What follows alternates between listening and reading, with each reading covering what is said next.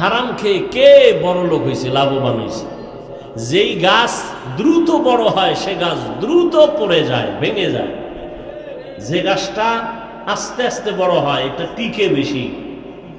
যে সমস্ত বেঈমান, মুনাফিক, জালেম, দুশ্মনেরা হারাম খায়া রাতারাতি কলা গাছ হয়, এটি রাতারাতি দেশ ছেড়ে পালায়, ঘর ছেড়ে পালায়। যারা ঠিক কও তুঙ্গ গাঠটিও রেডি করো, ভোটের আগে টাকা খাবা না, হারাম খাবা না, লোন উঠাবা না, তুঙ্গ গাঠটি রেডি করো, তোমাকেও পালিয়ে যেতে হবে, না হয় জুতার মালা গলায় পড়তে হবে।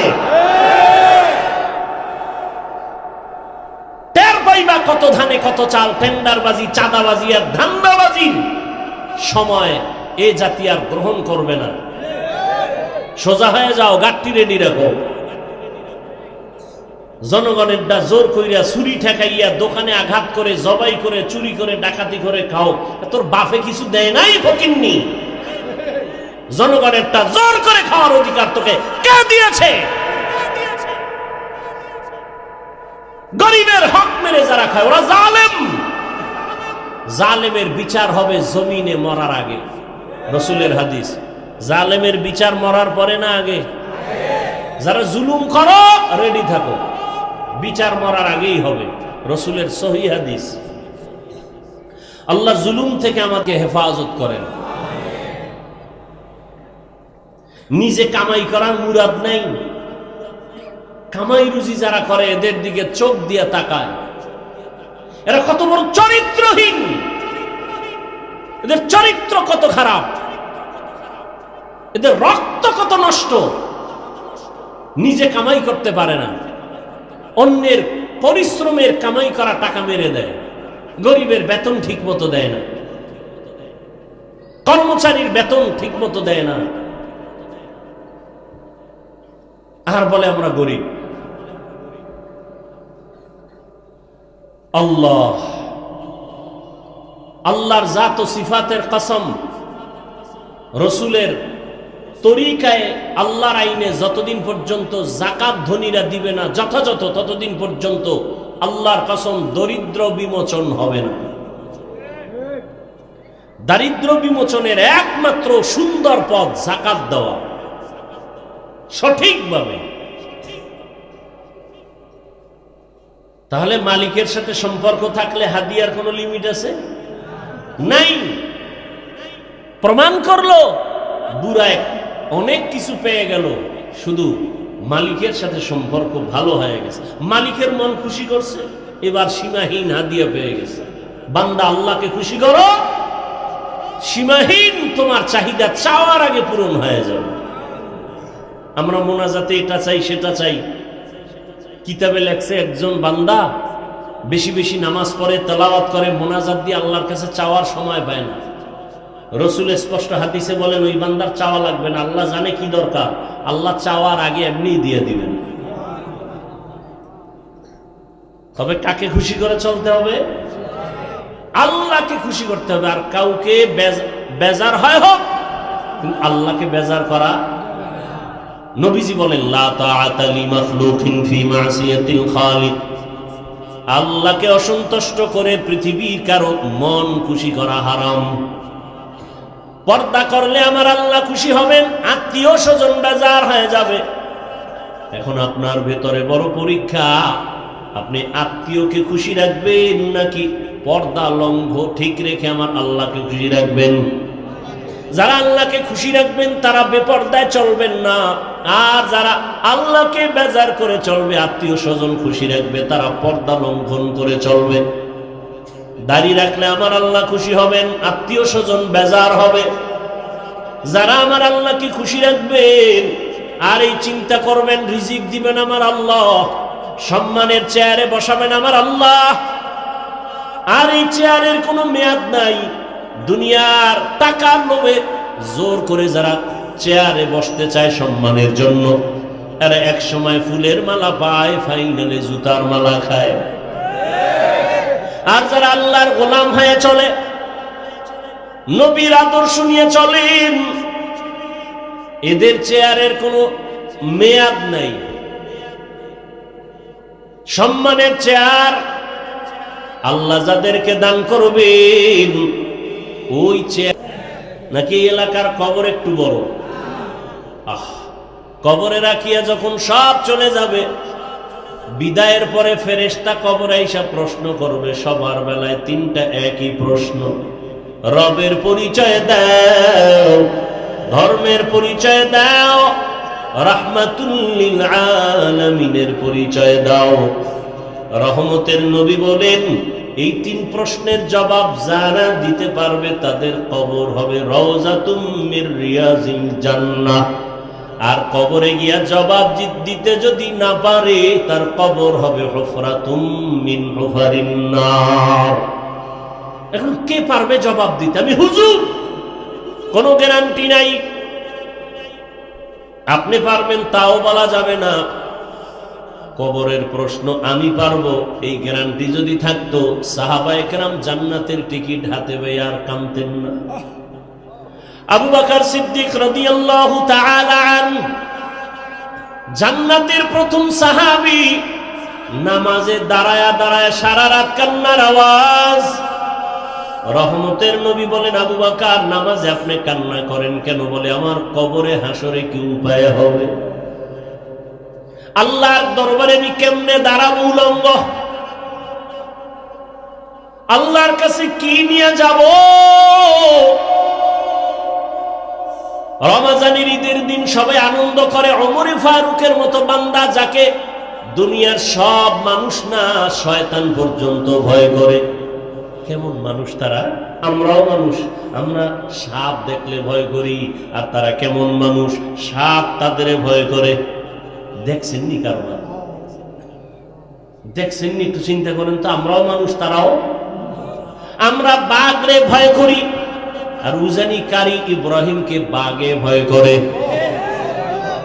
ব্যবধান আছে না নাই? বড় কঠিন। কিন্তু আমরা সাপ দেখলে দৌড়ায় পালাই, আর এমন মানুষ তারা কেমন? তাদের দেখলে সাপ ভয় পায়। ওমরে ফারুকের মতো বান্দা শয়তান ভয় করে।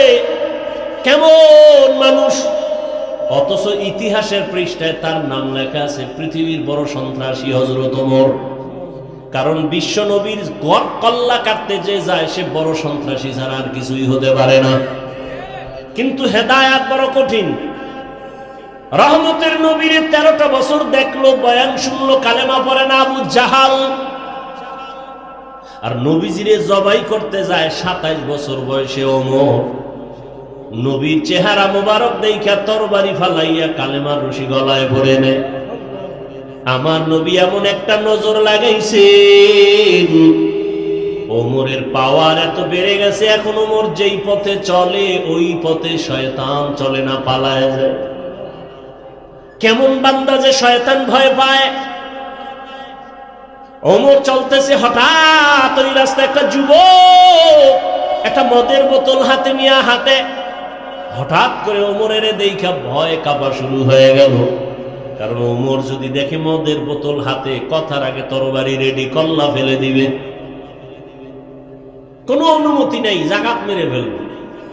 মুনাফিক আর মুসলমান দুইজন লাগছে ঝগড়া, সমাধানের জন্য গেছে রহমতের নবীর দরবারে। রহমতের নবী সমাধান দিছেন, মুনাফিক মানতে পারে না, ইহুদি মেনে নিয়েছে। এইবার মুনাফিক, মুসলমান নামদারি মুনাফিকটা কয় মানি না। তো কেমনে মানবি? ওমরের কাছে ল। ওমরের কাছে আসছে খলিফাতুল মুসলিমিন, ভবিষ্যৎ ওমরের কাছে কয় বিচারের জন্য আসছে। ইহুদি কয়, রসুল, আপনাদের রসুল সমাধান দিছে, আমি মেনেছি। এই মুনাফিক মুসলমান মানে না, আপনারটা মানবে। আমারটা মানবি, রসুলেরটা মানবি না? কয় না। তাহলে কল্লাটা রেডি কর। আর কোনো কথা নাই, এক আঘাত দিয়ে শেষ। আর বলে দিল, রসুলের পরে ফয়সালা যারা মানে না, ওমরের ফয়সালা চায়। মুহাম্মদের ফয়সালার পরে ওমরের ফয়সালা কল্লা ফেলে দাও। এজন্য তিনি ওমরে ফারুক কিন্তু আশ্চর্য, এই সোনার বাংলায় সেই ওমরকে ভণ্ড বলার মতো টুপিওয়ালা আছে। কত বড় নিকৃষ্ট ভণ্ড! সাহাবায়ে কেরামদের বিরুদ্ধে যারা বলে আর লেখে, এদের মতো নিকৃষ্ট বেয়াদব এ জমিনে আর কেউ হতে পারে না। সাহাবায়ে কেরামের বিরুদ্ধে যারা লেখবে আর বলবে, এরা পৃথিবীর নিকৃষ্ট বেয়াদব। এরা ইসলামের দুশমন, এরা রাসূলের দুশমন, এরা কোরআনের দুশমন, এরা চূড়ান্ত আল্লাহর দুশমন। এরা নিকৃষ্ট বেয়াদব যারা সাহাবায়ে কেরামের বিরুদ্ধে কথা বলে। ওমরে ফারুকের মতো ব্যক্তিকে ভণ্ড বলার মতো টুপিওয়ালা এই বাংলাদেশে আছে। আল্লাহ হেদায়েত দান করুন। এখন আপনি বলবেন, হাফিজ ভাই হিংসা কিসের হিংসা? ভণ্ডদের বিরুদ্ধে কথা বলা এটা সুন্নত, কিসের হিংসা? রাসূল ইসলামের দুশমনের বিরুদ্ধে কথা বলেন নাই, তা আপনি কি বলবেন হিংসা? ইসলামের দুশমনের বিরুদ্ধে, মুনাফিকের বিরুদ্ধে, ভণ্ডদের বিরুদ্ধে কথা বলা রাসূলের তরিকায় সুন্নাত, কোরআনের আইনে ফরজ। আর আপনি বলেন হিংসা। হিংসার ডেফিনেশন জানেন আপনি?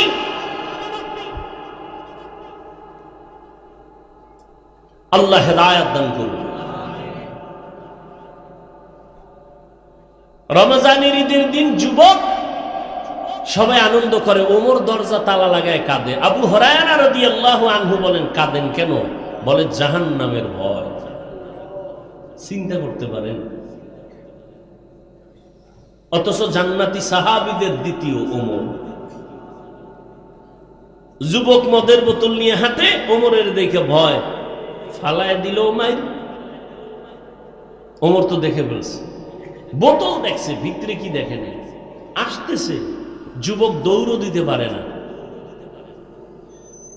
কানতেও পারে না, কলব দিয়ে আল্লাহরে ডাক দিয়ে, আল্লাহ জীবনের তরে আর মদ পান করুন না, মইরে গেল, অন্তত ওমরের হাত থেকে আমারে বাঁচাও। ওমর আইসে, খাই যুবক, তোর হাতে পাত্র কি, বোতল দে দিয়ে। ও দেয় না, ভয় পাইস না, দে। ওমরের হাতে বোতলটা নেওয়া মাত্রই পুরা মদের বোতলটা ওমর তাকায় দেখে, টোটালটা বোতলে পুরা সাদা দুধে ভরপুর। তারাও মানুষ, আমরাও মানুষ। আমরা বৃষ্টিকে ভয় পাই, আর এখনো বাংলার জমিনে বহু আল্লাহর ওলি আছে যাদেরকে বৃষ্টি ভয় পায়, এখনো আছে। এক আল্লাহর বান্দা, বড় বুজুর্গ, দাওয়াত দিছে আমাকে ওয়াজে। আমি বললাম টোটাল বাংলাদেশে বৃষ্টি, ঢাকাতে বৃষ্টি। বলে আমার ওয়াজে বৃষ্টি হবে না, আসেন। ঠিক তার প্যান্ডেলে ঢুকার 1 কিলোমিটার আগে বৃষ্টি শেষ, বয়ান করে আসছি, আল্লাহর কসম করে বলছি। বয়ান শেষ করে আবার বের হয়ে ঢাকা রওনা হয়েছি। ঠিক বয়ানের প্যান্ডেল থেকে 1 কিলোমিটার দূরে যাওয়ার পরে আবার বৃষ্টি। এটা আমার চোখে দেখা। আমরা বৃষ্টিকে ভয় পাই, আর বৃষ্টি ওই আল্লাহর ওলিকে ভয় পায়। কারণ আল্লাহর সব থেকে প্রিয় হলো মানুষ। বৃষ্টি তো আল্লাহর প্রিয় না, বৃষ্টি আমাদের গোলাম। সূর্য আমাদের গোলাম, চাঁদ আমাদের গোলাম, বাঘ আমাদের গোলাম। আপনাদের গ্রাম এলাকায় গরু দিয়া চাষাবাদ করে না? করে না? এই চাষি যারা গরু দিয়া হাল চাষ করে, এরা কি বিএ পাস? আমগো গ্রামের ভাষায় কারা লাঙ্গল ভাস। এক কথায় তারা নিম্নের, মোটামুটি দুর্বল মানুষ, অতটা শিক্ষিত না। আমাকে সত্য কথা জবাব দিবেন, শুরুতেই বলছি, মানেন আর না মানেন, সত্যটা স্বীকার করবেন। এই যে চাষাবাদ করে সাধারণ মানুষ, এদের কথা গরু শুনে? বলেন না কেন? গরুটারে যখন বলে ডানে যা যায়নি, বামে যা যায়নি, দাঁড়ায় থাকেনি। একটা মূর্খ বেনামাজি সাধারণ মানুষের কথা যদি গরু শুনে, একজন তাহাজ্জুদওয়ালা, জিকির করনেওয়ালা, আল্লাহর গোলাম কারি ইব্রাহিমের কথা কেন বাঘ শুনবে না? খাকো বাদ আবওয়াতিশ বান্দাম বামানো তু মুর্দা বাহা জিন্দান। বেকার ইব্রাহিমের কথা বাঘ কেমনে শুনলে? এটা হাফিজ সাহেব বললে এটা গাঞ্জাখুরি কথা। কারি ইব্রাহিম কইছে বাঘ তুই চলে যা, আমরা এখানে থাকবো উজানিতে, তুই জঙ্গল ছাড়। বাঘ বাচ্চা কাঁদেলে লালমাই দৌড় কোথায়? এখন বলে এটা গাঞ্জাখুরি কথা। ওরে নিমক হারাম মূর্খ। একটা চাষির কথা যদি গরু শুনে, একজন তাকওয়াওয়ালার কথা বাঘ শুনবে না কেন? বাঘ তো মানুষের গোলাম, সাপ তো মানুষের গোলাম। মানুষ যখন আল্লাহর গোলামি করে পুরা দুনিয়া তার গোলাম হয়ে যায়। বলখের বাদশা ইব্রাহিম ইবনে আদহাম রাজকীয় পোশাক ফালাইয়া, অনেক ইতিহাস আপনারা জানেন, আসল মালিকের তালাশে বা রওয়ানা হয়ে গেল, জঙ্গলবাসী হয়ে গেল। আর রাষ্ট্র চালানো ভালো লাগে না, কারণ আমার আসল মালিকের যদি আমি না পাই, আমার এই চেয়ার দিয়ে কোনো লাভ নাই, সম্মান দিয়ে কোনো লাভ নাই।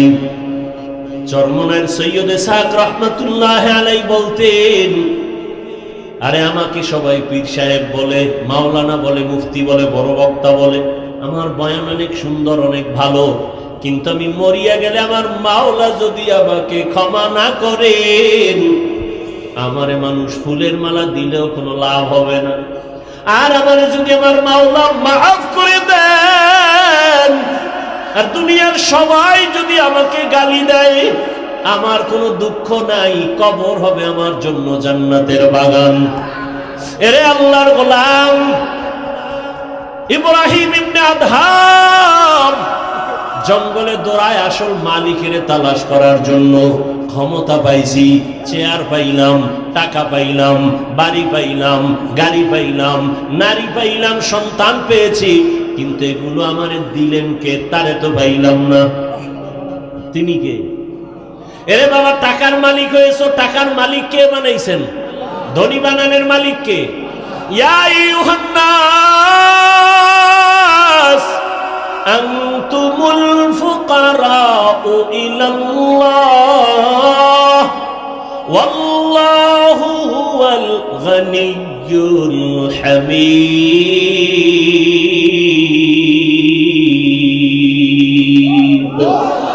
গরতাওয়াক্কুল মিকুনি হর সুবহ শাম মিরসানাদ রিজকে তু আজলা মাকাম জুজবা হাকচি জে মখাজ ইনসো জা ফজলে উ আমস্তে দর জুমলা জাহা।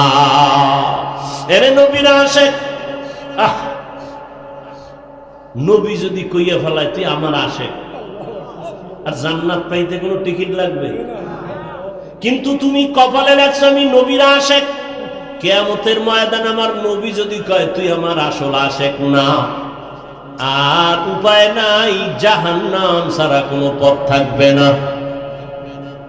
এরে আল্লাহর গোলাম ইব্রাহিম ইবনে আদহাম রাষ্ট্রীয় সব কিছু বাদ দিয়া, রাজকীয় পোশাক ফালাইয়া আসল মালিকের তালাশে বের হয়ে গেলেন। সাগরের পারে দৌড়ায় আর আমার আল্লাহরে তালাশ করে। ইয়া এলাহি মুঝসে মুঝকো দূর কর, তাকে দেখো মুঝ মে তুঝকো এক নজর।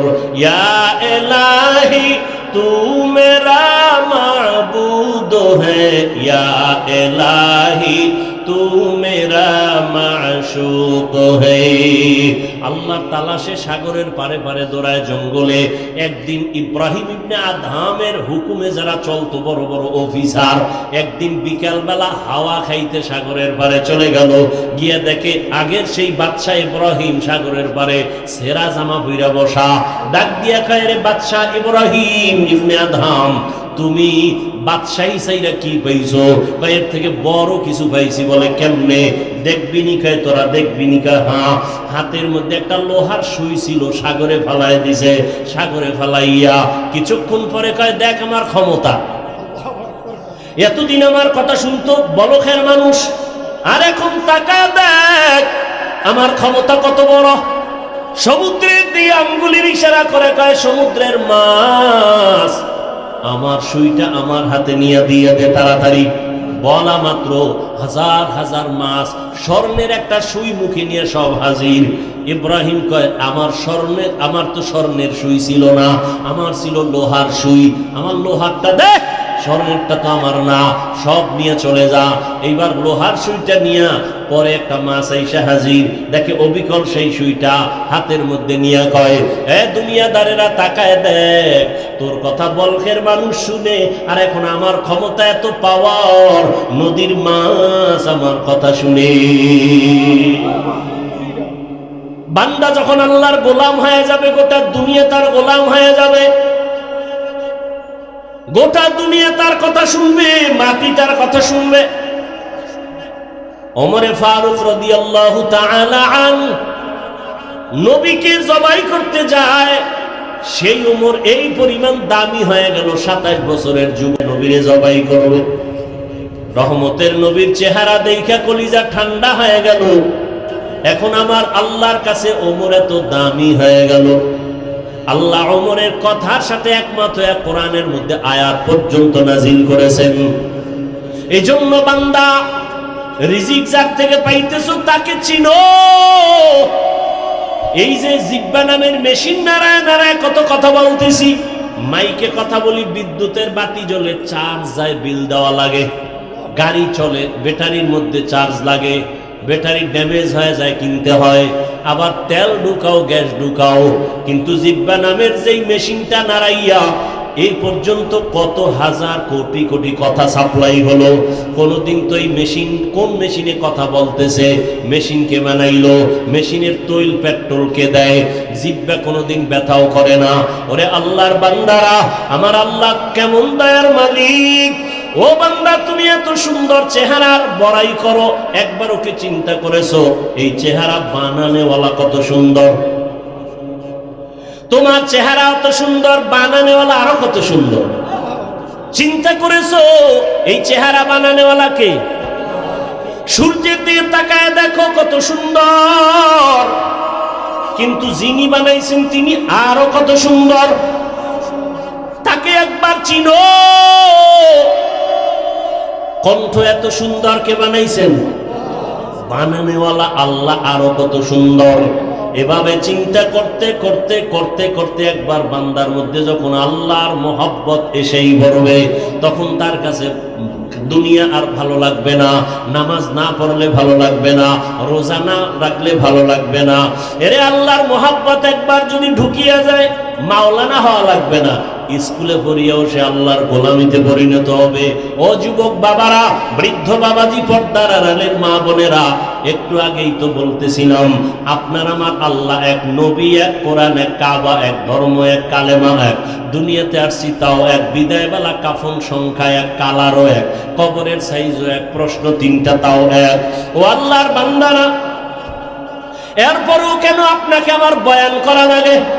বয়ান তো তাদেরকে করব যারা আল্লাহ চিনে না, নবী চিনে না, কিয়ামত বুঝে না, কোরআন বুঝে না। অথচ আপনারা আল্লাহও চিনেন, নবীও চিনেন, কোরআনও চিনেন, হাদিসও চিনেন, আপনাকে বয়ান করব কেন? শুধু বয়ান করব কেন এতটুকুই না, বৃষ্টি নাই, রৌদ্র নাই, দিন নাই, রাত নাই, আপনাদের পেছনে সময় ব্যয় করে করে সারা দেশের উলামায়ে কেরাম, তাবলীগওয়ালা, পীর মাশায়েখ, জুমার খতিব সহ সবাই আপনাদের পেছনে মেহনত করার ফলাফল এখনো বড় দুর্বল। একই আল্লাহর গোলাম, একই নবীর উম্মত, আমিও আল্লাহর গোলাম, আপনারা আল্লাহর গোলাম, অথচ আমি টুপি খুলতে চাই না, বড় লজ্জা। আর আপনি কেমন আল্লাহর গোলাম যে টুপি দিতে চান না, লজ্জা। আমি টুপি খুলতে গেলে লজ্জা, আর আপনি টুপি মাথায় দিতে চান না, লজ্জা। আমিও মুসলমান, আপনিও মুসলমান, আমি দাড়ি কাটতে গেলে লজ্জা, আপনি দাড়ি রাখতে গেলে লজ্জা। আমি দাড়ি কাটতে চাই না, মরিয়া যাবো, আর আপনি দাড়ি রাখতে চান না, লজ্জা লাগে। আমি মসজিদে না ঢুকলে লজ্জা, আপনার মসজিদে ঢুকতে গেলে লজ্জা।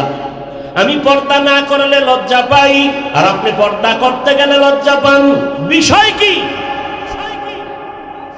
আপনিও মুসলমান, আমিও মুসলমান। তার মানে এটা না যে আমার মতো সবাই হুজুর হইয়া যান। আমার মতো সবাই টুপিওয়ালা দাড়িওয়ালা পাগড়ি লাগান, তাও বলছি না।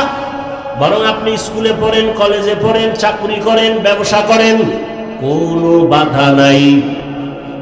ওখানে থেকে আমার মাওলার হুকুম মতো জীবন চালান। আপনার মতো কত জেনারেল লাইনের মানুষ স্কুলে পড়ে, কলেজে পড়ে, চাকরি করে, ব্যবসা করে, আবার নামাজও পাঁচক্ত পড়ে। সত্যটা বলেন, আছে না নাই? আপনি বাসায় যাইয়া জুতা দিয়ে কপালের উপরে বাড়ি মেয়েরা নিজেরে বলেন, তোর কপাল পোড়া কেন? কোন হুজুরের ওয়াজের দরকার নাই। নিজের কপালকে নিজে বাড়ি দিয়ে বলেন যে কপাল পোড়া। তোর মতো যুবক স্কুল কলেজে পড়িয়া পাঁচ ওয়াক্ত নামাজ পড়ে, তোর কপাল খারাপ কেন? তুই পারো না কেন? তোমার মতো যুবক র‍্যাব, আর্মি, পুলিশ, বিডিআরের চাকরি করে, পাঁচ ওয়াক্ত নামাজ পড়ে, বলো বাবা তুমি কেন পারো না? অবশ্যই তোমার উপরে আমার আল্লাহ বেজার, মা বাবা বেজার।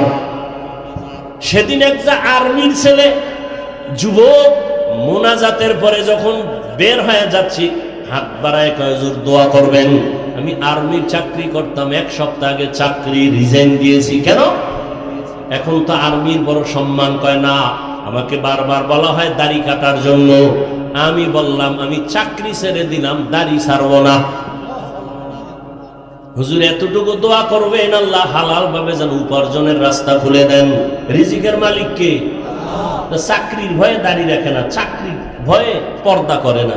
ছেড়ে দাও সব, রিজিকের মালিক কে? আমরা না খায় মরছি। আরে দুনিয়ার চূড়ান্ত ইতিহাস স্বর্ণাক্ষরে লেখা মহামারী গোটা দুনিয়াটাকে স্তব্ধ করে দিয়েছে করোনা। এত ভয়ঙ্কর মহামারীতে সব কিছু টোটাল ব্রেক হয়েছিল, কিন্তু কোন কোরআনের মাদ্রাসা বন্ধ হয়নি।